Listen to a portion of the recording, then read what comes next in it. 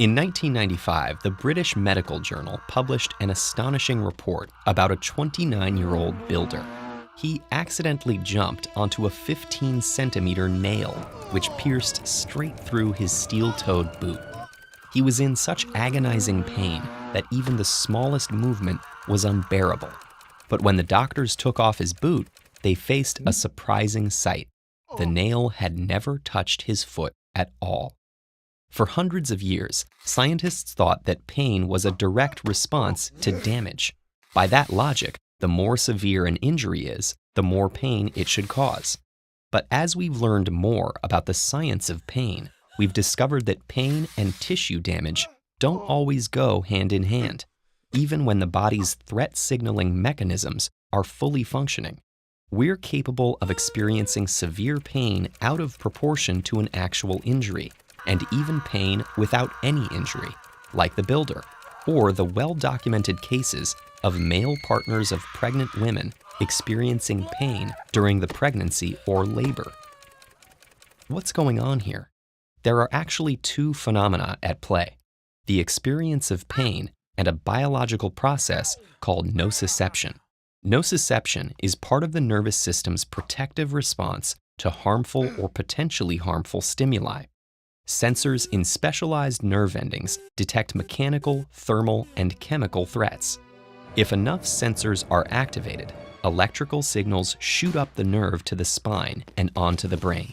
The brain weighs the importance of these signals and produces pain if it decides the body needs protection. Typically, pain helps the body avoid further injury or damage, but there are a whole set of factors besides nociception that can influence the experience of pain and make pain less useful. First, there are biological factors that amplify nociceptive signals to the brain. If nerve fibers are activated repeatedly, the brain may decide they need to be more sensitive to adequately protect the body from threats. More stress sensors can be added to nerve fibers until they become so sensitive that even light touches to the skin spark intense electrical signals. In other cases, nerves adapt to send signals more efficiently, amplifying the message. These forms of amplification are most common in people experiencing chronic pain, which is defined as pain lasting more than 3 months. When the nervous system is nudged into an ongoing state of high alert, pain can outlast physical injury. This creates a vicious cycle in which the longer pain persists, the more difficult it becomes to reverse.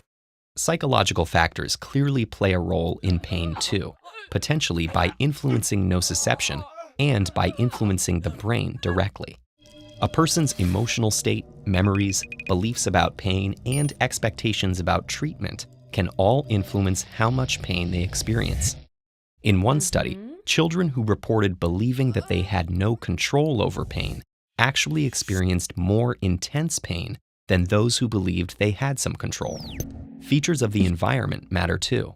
In one experiment, volunteers with a cold rod placed on the back of their hand reported feeling more pain when they were shown a red light than a blue one, even though the rod was the same temperature each time. Finally, social factors like the availability of family support can affect perception of pain. All of this means that a multi-pronged approach to pain treatment that includes pain specialists, physical therapists, clinical psychologists, nurses, and other healthcare professionals is often most effective. We're only beginning to uncover the mechanisms behind the experience of pain.